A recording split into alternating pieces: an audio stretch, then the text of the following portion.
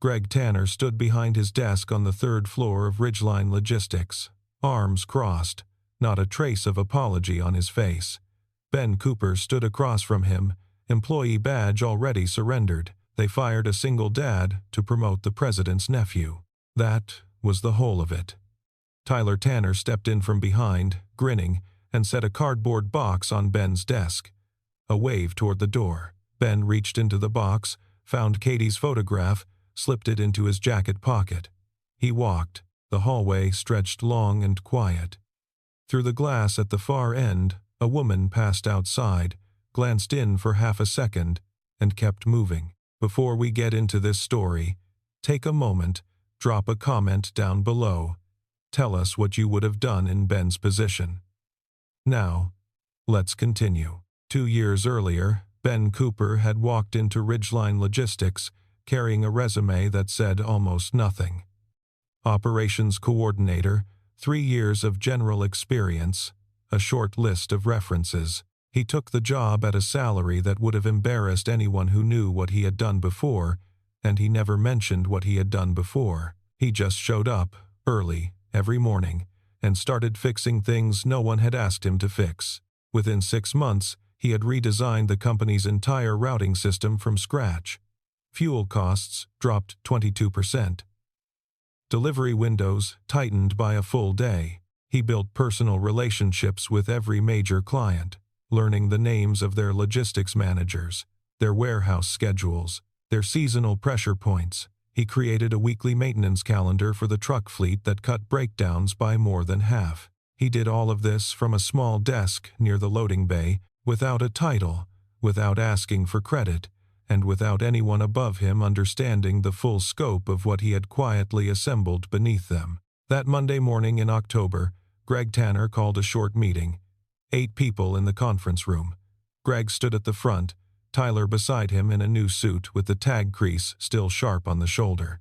"I'm pleased to announce that Tyler Tanner will be stepping in as our new head of operations," Greg said, effective immediately.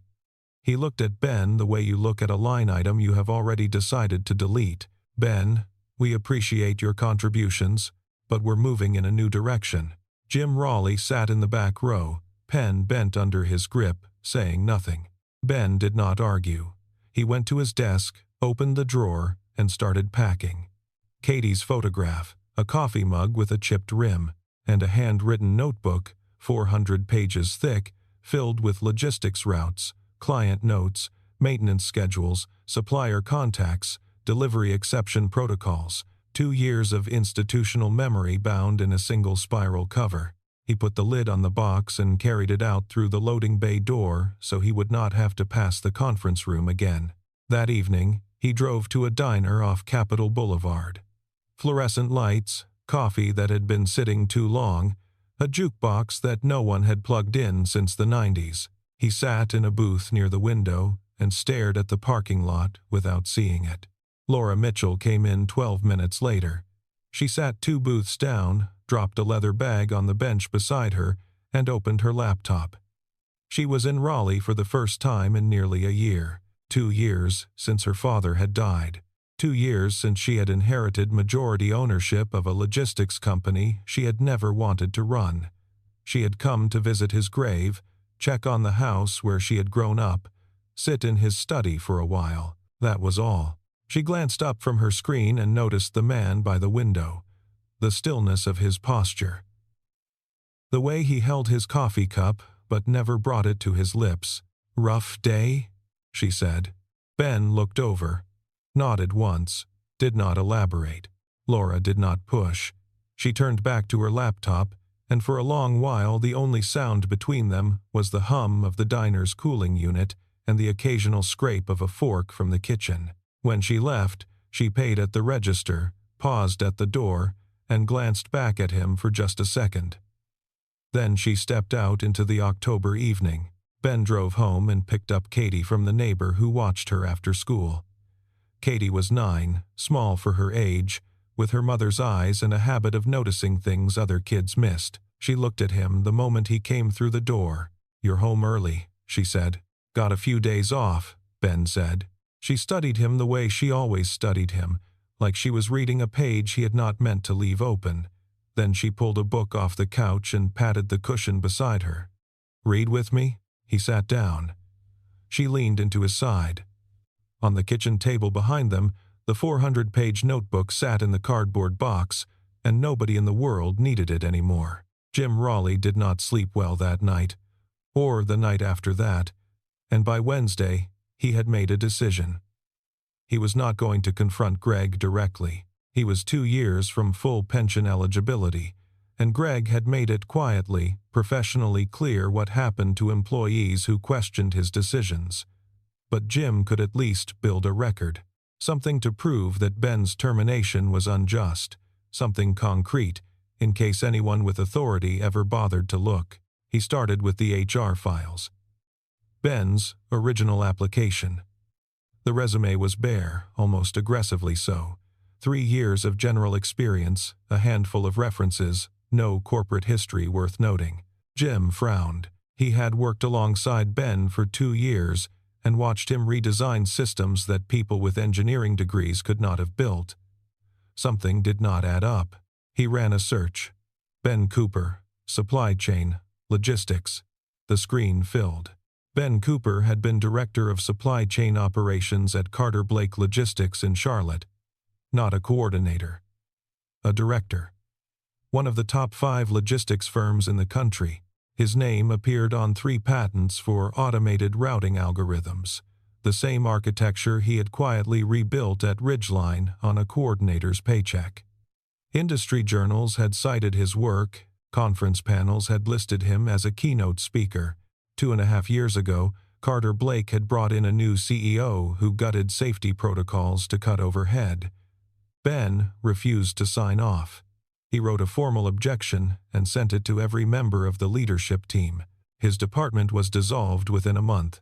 His projects frozen, his team reassigned.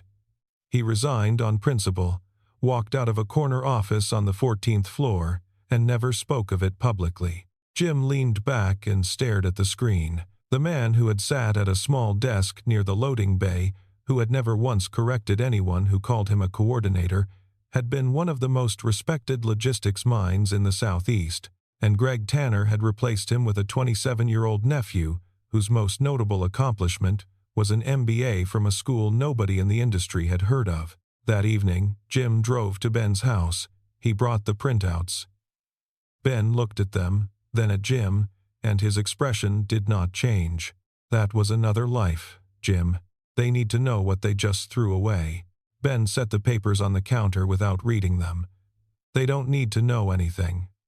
I need Katie to have a stable zip code. I need her to stay in the same school for more than 2 years in a row. That's it." Jim stood in the kitchen, helpless. He understood. He also understood what was coming for Ridgeline, and there was nothing he could do about either thing. Across town, in the house where she had grown up, Laura Mitchell sat on the floor of her father's study surrounded by filing cabinets she had never opened. Frank Mitchell had built Ridgeline from a single truck and a handshake deal with a furniture distributor who needed someone reliable. 25 years later, when he died, the company had 40 trucks, a warehouse, and an 80-person payroll. Laura had inherited the majority stake, but not the instinct for it. She had her own investment firm in Charlotte. She had trusted Greg Tanner to keep things running and had never second-guessed that decision until now. She pulled open a drawer and found one of Frank's notebooks. Leather-bound, worn soft at the spine, she flipped through pages of her father's handwriting, notes about drivers, routes, clients he called by their first names. Near the back, she found an entry dated 6 months before he died. "Hired a coordinator last month. Quiet. Something about him reminds me of the old days." Laura read the line twice. She did not know who her father was writing about.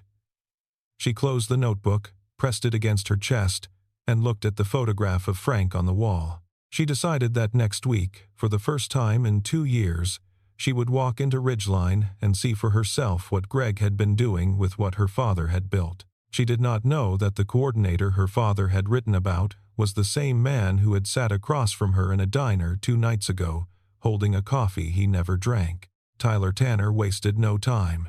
By Friday of his first week, he had canceled contracts with 3 suppliers that Ben had spent months vetting, comparing pricing models, checking safety records, negotiating delivery guarantees.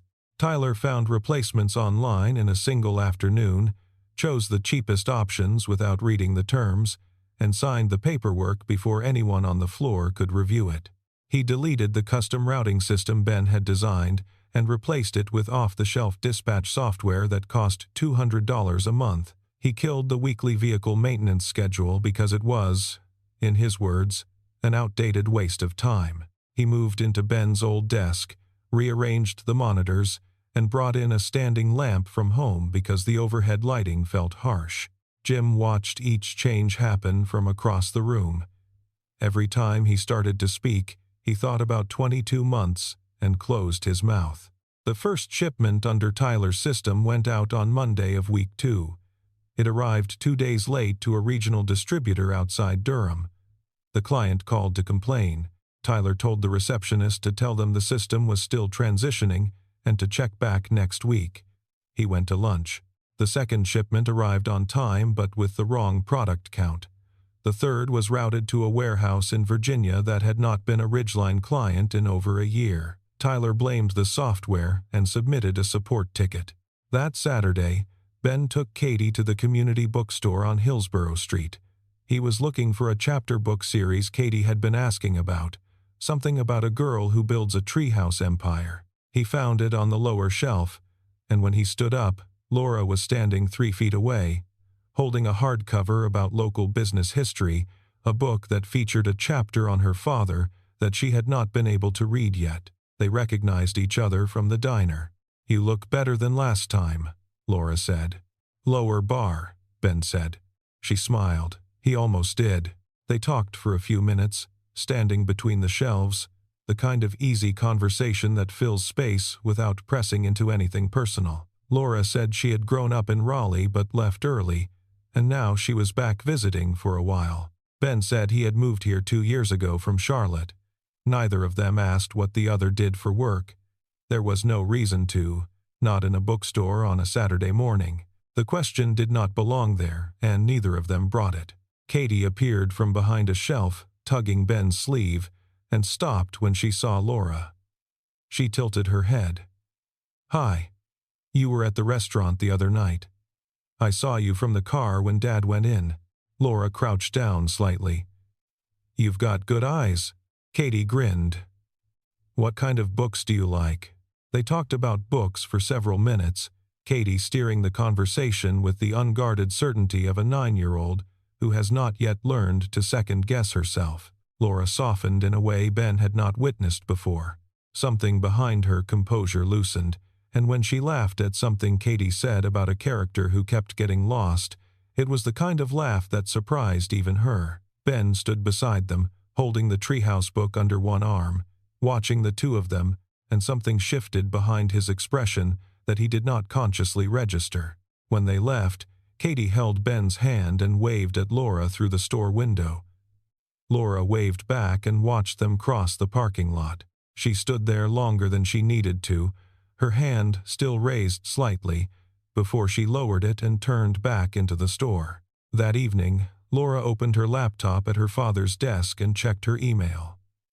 The weekly summary from Ridgeline's accounting department had come in. She scanned the numbers. Revenue was down 8% from the prior month. Not catastrophic. Not yet. But unusual for a company that had been steady for 3 years. She made a note, closed the laptop, and sat in the dark for a while. Things accelerated in the second week. 2 more shipments missed their delivery windows. A container of materials from one of Tyler's new suppliers was rejected at the port for failing quality inspection. Henderson & Co., Ridgeline's largest single client at $4.2 million a year, sent a formal warning letter. Jim printed it and carried it into Greg's office. Greg did not read it. "Tyler needs time to settle in," he said, not looking up from his computer. "Every new leader gets growing pains." Jim walked out of the office and stood in the hallway for a full minute, gripping the printed letter until the paper crumpled in his fist. This was not growing pains. This was a machine that had lost its central gear, and no one at the controls understood why it was grinding. Ben received a call that week from an old colleague in Charlotte. A logistics company in Atlanta was hiring a VP of operations. Real title, real budget. The salary was 4 times what Ridgeline had paid him. Ben listened, thanked him, and said he would think about it. That afternoon, he watched Katie doing homework at the kitchen table. She had a best friend now, a girl named Jess who lived 2 streets over. Her teacher had written that Katie was thriving. Ben watched his daughter erase a wrong answer and try again, and he knew the answer before he finished asking himself the question. Saturday came. Ben and Katie were at the park off Lake Wheeler Road. Katie was on the swings, pumping her legs against the October air. Ben sat on a bench watching her. Laura was walking the trail that looped past the playground. She saw him, hesitated for a step, then walked over and sat down beside him. They did not plan it.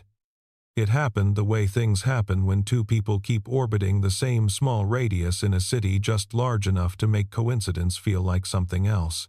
This time the conversation went deeper. Laura told him she had lost her father 2 years ago. He built something here, she said quietly, looking at the trees rather than at Ben. I'm still figuring out if I honored that. She did not say what her father had built. Ben did not ask. Ben was quiet for a while. The swings creaked. Then he said, I lost my wife 3 years ago. Some days I still turn to say something to her before I remember. Laura looked at him. The afternoon light came through the trees and caught the edge of his face, and she saw something there she could not name. Something steady and worn and fundamentally unperformative. Ben watched Katie on the swings, then glanced at Laura, and for the first time he registered her not as a woman he kept running into, but as a person who could sit inside silence without trying to fix it. Neither of them moved to leave for a long time. Katie's laughter drifted across the grass between them like something they were both holding without knowing it. That evening, Laura called Ridgeline's accounting office directly. She identified herself as majority shareholder and requested a detailed financial breakdown of the last 30 days. The accountant paused. Mr. Tanner has asked that all shareholder communications go through his office first. Laura noted it. She did not push. Not yet. Jim came by Ben's house that night with 2 bottles of beer and sat on the porch steps. He did not mention Carter Blake. Ben had asked him not to, and Jim respected that, but he could not hold everything inside. Tyler deleted your routing system, Jim said quietly, replaced it with some $200 a month dispatch software. Ben did not respond, but his hand tightened around the bottle. That system was 18 months of work, built on principles he had developed at Carter Blake and refined against every variable in a 3-state delivery radius. Tyler had replaced it in an afternoon because it looked complicated. Jim finished his beer and drove home. Ben sat on the porch alone. The Atlanta offer was still open. Every rational argument pointed the same direction, but Katie was sleeping through the night in her own room, and there was a park bench on Lake Wheeler Road where a woman had sat beside him and not tried to fill the quiet, and those things weighed more than logic had any right to. Laura went into the Ridgeline offices after hours on a Tuesday night. She used her shareholder access card, walked the dim hallways, and sat down at a workstation in the finance department. Through the glass partition, she could see Ben's old desk. Empty, wiped clean. She looked at it for a moment, then turned to the screen. She pulled up supplier records first. 3 long-standing vendors replaced within 10 days. Maintenance schedules canceled entirely.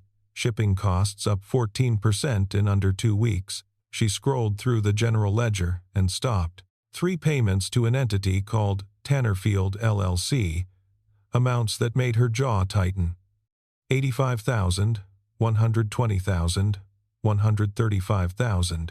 6 months of invoices totaling $340,000, none of which had appeared in any quarterly report Greg had ever sent her. She photographed each screen with her phone, her hand steady even as the implications settled into place. The name Tannerfield sat too close to Tanner to be coincidence. She cross-referenced the payment dates with contract timelines and found each invoice landing within days of a major deal closing, timed to disappear into the revenue noise. She left the building at 11 that night and sat in her car in the parking lot for a long time, engine off, hands on the steering wheel, staring at the dark front of the building her father had leased when she was still in high school. She thought about the man at the farmer's market who had picked up the same jar of honey and made her laugh for the first time in weeks. And she thought about what Greg had done to the company that man had held together, and the two thoughts sat side by side in her chest and burned differently. Henderson and Co. called the Ridgeline office that week, asking directly for Ben Cooper. Greg told them Ben had moved on and that Tyler would be handling their account personally. Tyler called Henderson back that afternoon and mispronounced the name of their head of logistics, the same man Ben had spoken with every Tuesday morning for 18 months. Henderson sent an internal memo before the end of the day. Begin evaluating alternatives. Jim fielded the fifth angry client call of the week. Tyler's only instruction was to handle it. No authorization to offer discounts, expedite replacements, or do anything that would actually solve the problem. Jim looked at the locked drawer where Ben's Carter Blake file sat, thought about 22 months, and the number felt heavier than it had the week before. Saturday, Laura found Ben and Katie at the farmer's market on the west end of downtown. Katie was at the strawberry stand, selecting each berry with surgical precision. Laura stood near the honey booth, watching the beekeeper pour samples into paper cups. Katie spotted her first, ran over with a strawberry in each hand, and held one out. Laura took it. "I trust your judgment." Ben walked over, shaking his head but smiling. "She does this to everyone." "Good instinct," Laura said. Ben picked up a jar of wildflower honey. Laura reached for the same variety. Their hands did not touch, but the nearness registered for both of them. "Good taste," Ben said. "Or predictable," Laura said. They both laughed, and something between them that had been held carefully in place loosened by a single degree. Katie sat on the edge of a stone planter, eating strawberries with her feet swinging. Ben and Laura stood in the pale October morning with matching jars of honey, and neither was in a hurry to walk away. When Ben lifted Katie onto his shoulders and headed toward the parking lot, Laura watched them go, and her eyes stayed longer than she intended. Donna Hicks had worked as Greg Tanner's executive assistant for 6 years. She was quiet, precise, and invisible in the way that administrative professionals often are when they have learned that visibility is a liability. She scheduled Greg's meetings, processed his invoices, organized his correspondence, and said nothing about any of it. She had a 12-year-old son and a mortgage payment that arrived on the first of every month, whether she was brave or not. But Donna had been watching. She was the one who entered the Tannerfield invoices into the system. She knew the amounts. She knew the dates lined up with contract signings. She knew consulting fees had been paid to Tyler for 3 months before he was officially hired, and for 8 months she had been copying everything. Quietly, methodically, without telling a soul.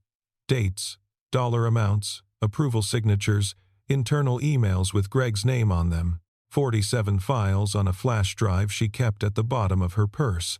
When Ben was fired, Donna had watched him carry the cardboard box down the hallway from her desk. When Tyler moved in and deleted Ben's routing system and laughed about it over lunch with Greg, something inside Donna finished a calculation that had been running for a long time. She found Laura Mitchell's email address in an old shareholder correspondence file. She sent a message on Thursday evening. "Miss Mitchell, your father built something.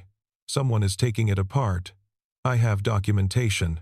They met at a coffee shop outside Cary, 20 minutes from the Ridgeline building. Donna set the flash drive on the table between their cups. Laura picked it up and turned it over. 47 files, Donna said. Tannerfield LLC invoices, Greg's approval emails, consulting payments to Tyler before he was officially on payroll. It goes back 8 months. Laura listened without interrupting. He fired the one person holding everything together, Donna said. A man named Ben Cooper. Your father's notebook mentioned him. Laura set the drive down on the table. Her hand trembled once, not from fear but from something harder to contain. She thanked Donna. Donna finished her coffee with steady hands, stood, and walked out into the afternoon light. That night, Laura sat at her father's desk and opened the flash drive on her laptop. Then she navigated to the HR system and searched the name. Ben Cooper. The employee photograph loaded on the screen. The man from the diner. The bookstore. The farmer's market. The park bench. The man who bought the same honey she did, and whose daughter had handed her a strawberry, and whose silence she had learned to sit inside without flinching. Laura stared at the photograph. Then she stared out the window at the dark street, at the row of oaks her father had planted 20 years ago. Everything converged. Her father's notebook, Donna's files, the financial bleeding, and the man she had been gradually allowing herself to know, who turned out to be the load-bearing wall of the company her father had spent his life building, and the first thing Greg Tanner had ripped out. She did not call Ben. Not yet. The business had to come first, because if she called him now, it would sound like recruitment, not honesty. At Ridgeline, Henderson and Co. sent formal notice that they were evaluating the partnership. In corporate language, that was a death certificate with a courtesy stamp. Greg looked worried for the first time. Tyler blamed the operations team for lack of cooperation. Jim sat in his office with the door shut and stared at the wall. Laura hired an independent auditor from a firm in Charlotte. No local connections, no risk of leaks. She sent Donna's flash drive for legal verification. The auditor's response arrived within 48 hours. The Tannerfield invoices constituted embezzlement. The prepaid consulting fees to Tyler were textbook self-dealing. Laura had more than enough grounds for removal and potential criminal referral. She began drafting the notice for an emergency board meeting.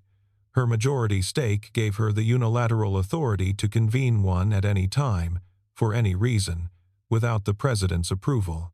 That same week, she met Ben at the diner where they had first spoken. The same booth, the same fluorescent light, the same coffee that had been sitting too long. But Laura carried something different with her now. She knew who he was. She knew what he had built, what he had walked away from at Carter Blake, and why. She knew the routing system he designed at Ridgeline was a scaled version of the patented architecture that bore his name. She knew his silence was not passivity but principle, and she could not tell him any of it, because telling him would turn this table into a negotiation. Ben noticed the shift in her. "Everything okay?" he asked. "Just figuring out whether to do the right thing or the easy thing," Laura said. Ben looked at her steadily. "In my experience, the right thing never felt easy, but it's the only one I could live with." He did not know he had just described his own decision to leave Carter Blake. He did not know he had just handed Laura the last piece of resolve she needed. She looked at him across the table, and the space between them was the same 2 feet it had always been, but it felt like less. Neither of them reached across. Neither of them had to. Jim Raleigh hit his limit 3 days later. Tyler ordered him to sign a safety compliance report, certifying that every truck in the fleet met federal inspection standards. Jim knew that 3 vehicles needed immediate mechanical attention. Brake pads worn to the backing plates, a transmission that slipped under load, a coolant leak that had been flagged twice and ignored both times. Tyler did not care. He wanted the report filed clean so the quarterly numbers would not carry a maintenance asterisk. "My uncle can make your last 2 years here very uncomfortable," Tyler said, leaning back in his chair with the posture of someone who has never been told no by anyone who mattered. Jim stared at him. 27 years old. Threatening a man who had been hauling freight before Tyler could spell his own middle name. 22 months, Jim said quietly. "That's what you think this is about." He stood up and walked out. He did not go back to his desk. He went to his car, sat behind the wheel for 5 minutes, then pulled out his phone and called the number he had found in an old file that Frank Mitchell had kept in the office safe. "Miss Mitchell," he said, "I think you already know. But if you need someone to stand in that room and say it out loud, I will." Laura closed her eyes. "I know, Jim. And I will need you." She hung up and sat in the dark study, her father's notebook still on the desk beside her laptop. The auditor, Donna's evidence, Jim's testimony, everything was in place. She picked up her phone and sent the board meeting notice to all 4 directors. Henderson pulled their contract 2 days later. $4.2 million gone in a single email. Within 48 hours, 2 more clients sent termination notices. Revenue for the month had dropped 31%. The bank sent a letter inquiring about Ridgeline's ability to service its revolving credit line. Greg Tanner sat at his desk and stared at the empty chair on the operations floor where Ben Cooper had spent 2 years doing work that Greg had never understood and would never be able to replace. He understood now what he had done, but understanding a thing after it is too late to undo it is not the same as understanding it when it mattered. Greg received the board meeting notice that afternoon. His face went white. He read it twice, then a third time, as though the words might rearrange themselves into something less final. He called Laura. She did not answer. He called the company's outside counsel. The lawyer confirmed what Greg already suspected. A majority shareholder could convene the board at any time, for any reason, without the president's consent. Greg set the phone down and looked at the notice again. The meeting was in 48 hours. He had 48 hours to figure out how to explain $340,000 that had gone where it should not have gone. Tyler stood behind Greg's chair, reading the notice over his shoulder. For the first time since he had walked into Ridgeline 4 weeks ago, he had nothing to say. His uncle did not look at him. The office was very quiet. That evening, Laura drove to Ben's house. She parked at the curb and sat in the car for a minute before walking up the path. The lights were on downstairs. Katie was asleep upstairs, her window dark, a nightlight glowing faintly behind the curtain. Ben opened the door, surprised to see her. They stood on the front porch in the cool dark, moths circling the light above the door, the street empty behind them. "I haven't been completely honest with you," Laura said. Ben waited. He did not cross his arms or step back. He just stood there, the way he always stood, open and still. "Tomorrow, you're going to learn something about me. And I need you to know that everything else, the bookstore, the farmer's market, the park, all of it, that was real." Ben did not fully understand. But he saw her eyes, and what he saw there was not calculation or strategy. It was fear, the specific kind of fear that comes from caring about something you are not sure you get to keep. He had seen that look once before, in a mirror, 3 years ago, when the world had taken something from him that he could not get back. "Okay," he said. Laura nodded. She stepped off the porch. At the bottom of the stairs, she paused and looked back at him, and the porch light caught the side of her face, and for a moment neither of them moved. Then she turned and walked into the dark, and her footsteps faded past the tree line, and Ben stood there listening to the silence she left behind until even the crickets stopped noticing him. An hour later, Jim called. "Ben, I need you at Ridgeline tomorrow morning, 9 o'clock. Don't ask me why. Jim, I don't work there anymore. I know.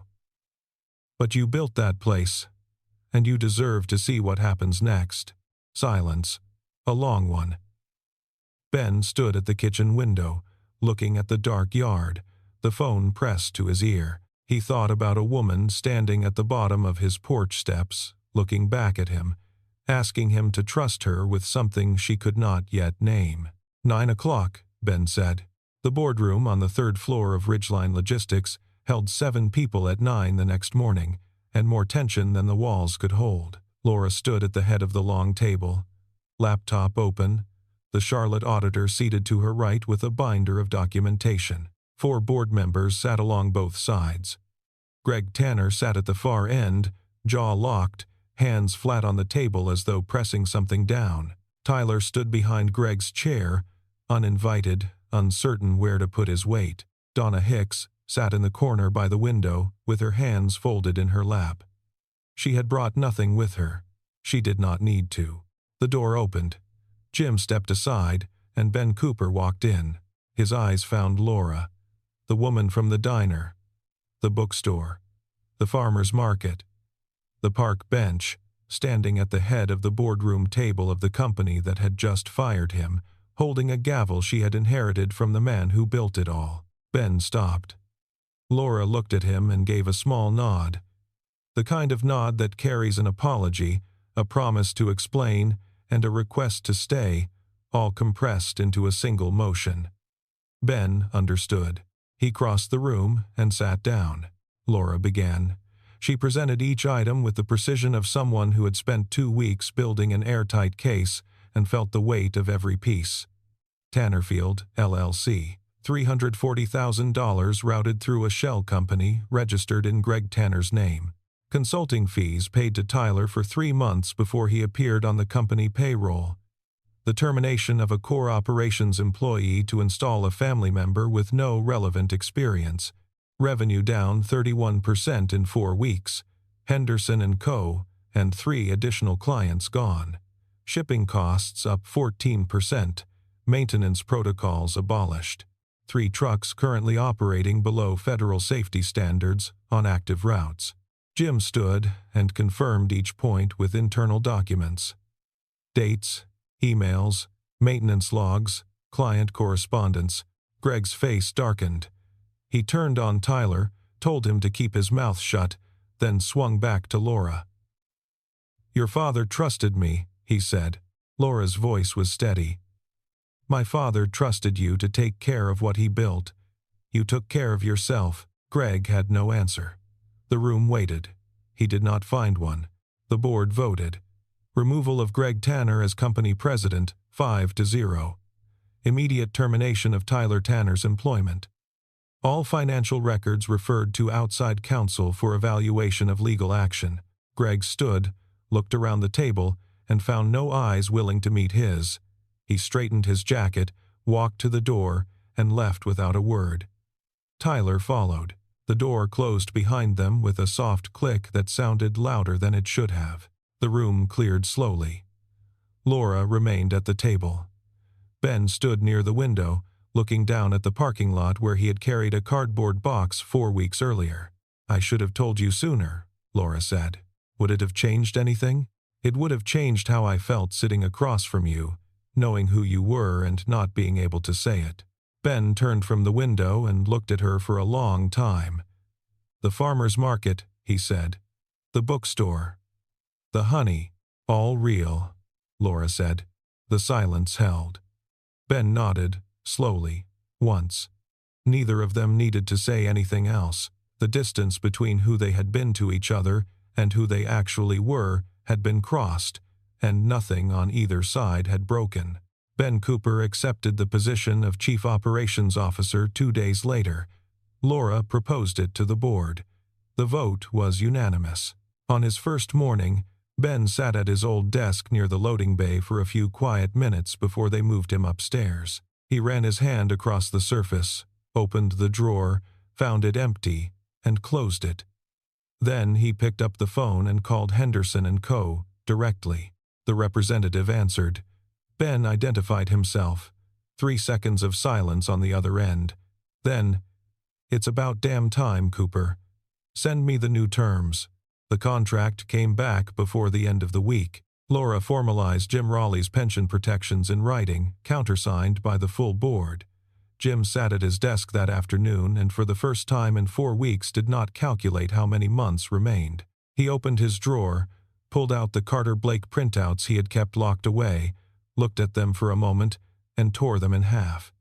He did not need proof of who Ben used to be. Ben was Ben. That had always been enough. Donna Hicks was promoted to office manager. She sat at her new desk, pulled a framed photograph of her son from her purse, and set it next to the monitor. For 6 years, she had carried that photo with her because nothing about her workspace had ever felt safe enough to put it down. Now it did. The following Saturday, Ben brought Katie to the house on Oberlin Road where Frank Mitchell had lived. Laura had invited them for dinner. Not a date, just a meal, and a kitchen that had been too quiet for too long.